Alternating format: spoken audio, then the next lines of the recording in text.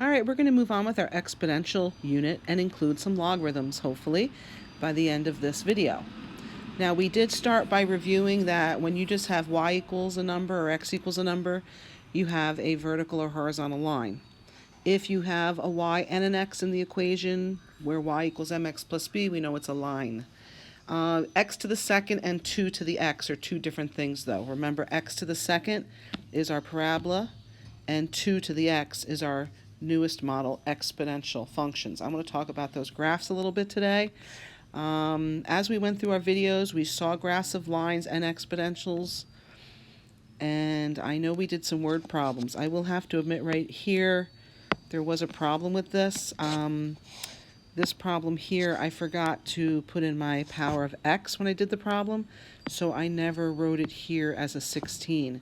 So I am going to say the final answer is whatever 490 times 0.714 to the 16th power is, which would not be as large as 349.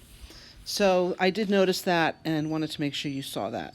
So the word problems are all here. You can always pause it and look them over again if you need to see the work. But I really want to start talking about the equation in terms of its graph. Y equals 3 to the x, okay? I'm changing it up. I know we've done 2 to the x a little bit. So here, 3 to the x. So x to any power is always non-negative. So for instance, if I put in -1, what is 3 to the -1? You remember you flip the base and raise it to the +1 power, so that's 1/3. Just like -2 would be 3 to the -2, which is 1/9. But moving to the right on the number line, 0, 3 to the 0 is 1, and 3 to the 1 is 3. So you are going to notice that the answers are always positive. And so our asymptote is at y equals 0. This graph will not touch the x-axis at all. So you should make sure you show there's an asymptote. As you plot your points, I would go back to the fact that we're basing it off of y equals ab to the x. So if you have 3 to the x, you have to appreciate that there's no number in front. So we should know by now the only number in front that won't affect the graph is a 1. So that is our a value. So as long as you know a is 1 and b is 3, a is your initial y value, and b is the factor. So in this case, we're tripling 1 is 3, tripling 3 is 9, and then we are off the charts. And 1/3 would go backwards, and we would be approaching but not touching this asymptote. So do not forget the domain would be all reals, and the range is excluding 0 to infinity. So the first thing you do want to now know as we move forward a little bit is, what if I put a number like a +2 on the outside? We already know what a +2 does to a graph. It moves it up 2. So start by moving your asymptote. Once you move your asymptote up, you're still plugging in anything you want for domain and range. But now the answers are all up 2 from 0. So they're all 2 and higher. So I would say you're going to take the other old ordered pairs. Take the 3 to the x ordered pairs, which again, remember, were 0, 1, 1, 3, and if you even want to see it as 2, 9. You take that parent graph, and now you're moving everything up 2 on the y-axis. So now you're just changing these for 3 to the x plus 2. So at 0, you're moving 2 up from 1. At 1, you're moving 2 up from 3. And from 9, you're moving 2 up from 9. So really, you're just taking the dots and moving them all up 2. And if we had an equation where we subtracted a number, you'll notice that also will change anything that was horizontal. So the asymptote was horizontal at the x-axis. So shift that down 2. So instead of plotting 0, 1, you're doing down 2 from here. Instead of 1, 3, you're going down 2. Instead of 2 giving you 9, you're going down 2. So you want to show that it's the same trend, and you would officially erase the old values, okay? So you're just taking that parent graph of tripling 3 to the x and shifting it down. So its asymptote is now at y equals negative 2. Its domain did not change, and its range does change. The answers are all above negative 2. So from negative 2 exclusive to infinity. Now, there is the left and right movement instead of the up and down. I should show you that just as a sidebar. If you had 3 to the x and you, let's say, put a minus 2 on the inside of the graph there, that's part of the power, you are shifting. It's considered an inside movement. So that would be considered shifting 2 to the right. So as you draw these graphs, these are still exponential models. And so instead of plotting 0, 1, you're shifting 2 to the right. Instead of plotting 1, 3, you're shifting 2 to the right. So you will notice the horizontal asymptote won't change, because when you shift left and right, the asymptote won't change. But the curve has moved 2 to the right. All right, so when the number's on the outside, it's moving up or down. When the number is on the inside, a minus on the inside would mean to the right. That color's no good with that color. But a minus on the inside is to the right, and a plus would, of course, mean to the left. So we can practice that some more, but I do want to show you the inverse of 3 to the x. Now, if you remember much about inverses, inverses are where you switch the x and the y. So the inverse of y equals 3 to the x is x equals 3 to the y. So if you think about what points 3 to the x went through, 3 to the x, remember, I'll do it in yellow. 3 to the x went through 0, 1, 0, 1, 1, 3, and 2, 9. I don't really like that too much. Let's get rid of that.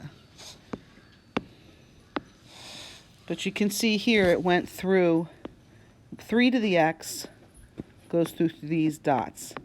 So what we're going to do instead is we're going to switch the x and the y. When we do inverses, we're switching. So instead of 0, 1, we're plotting 1, 0. Instead of 1, 3, we're plotting 3, 1. And instead of plotting 2, 9, we're plotting 9, 2. And this graph, switching instead of horizontally, has a vertical asymptote. And this green graph is the inverse. Okay, so the inverse is x equals 3 to the y, but some people will say y equals log base 3 of x. Basically, in math, when the y is an exponent, you can switch it and use a log button on your calculator.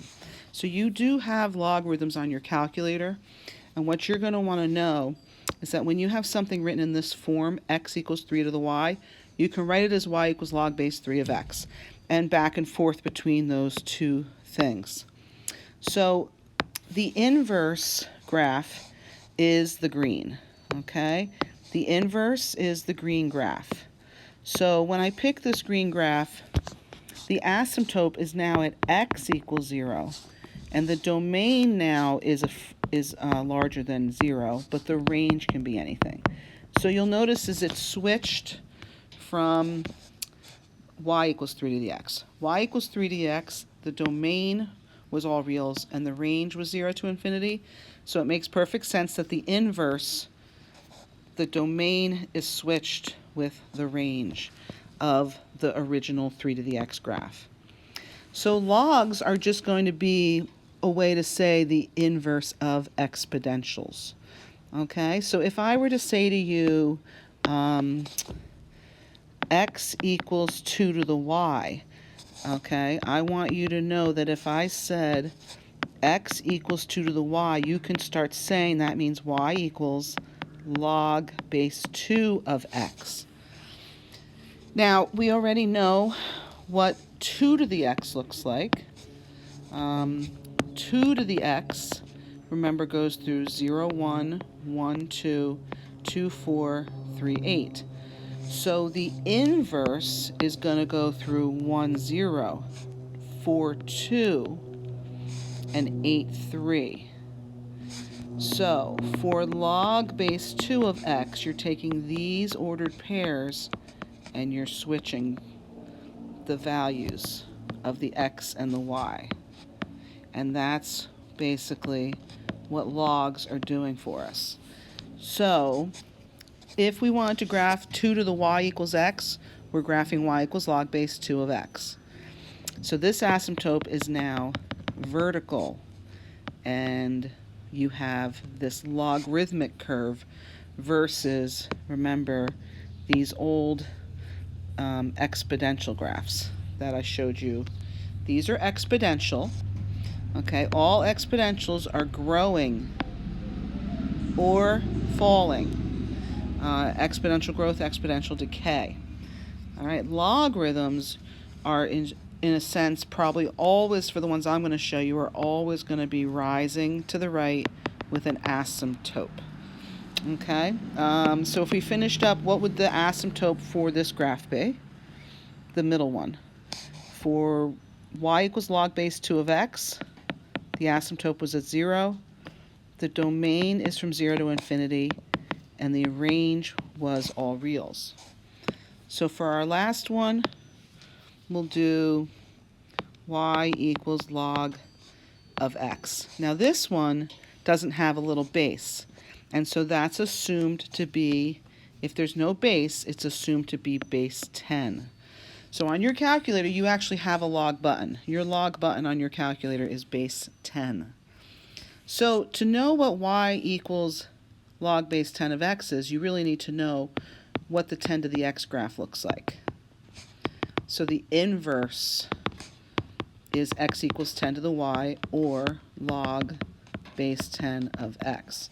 So if you first know that 10 to the x goes through 0, 1, 110, and 2, 100, you're seeing that that graph would rise extremely fast. So that's the exponential curve that we've been practicing a little bit. Now, if I were to do the log graph, you have to switch the ordered pairs. The log of 1 is 0, the log of 10 is 1, and the log of 100 is 2. So what I did was I just switched the ordered pairs from the 10 to the x graph. So the log of x really is this sideways curve with an asymptote, and this is logarithmic. All right, so we'll talk a little bit more about that now.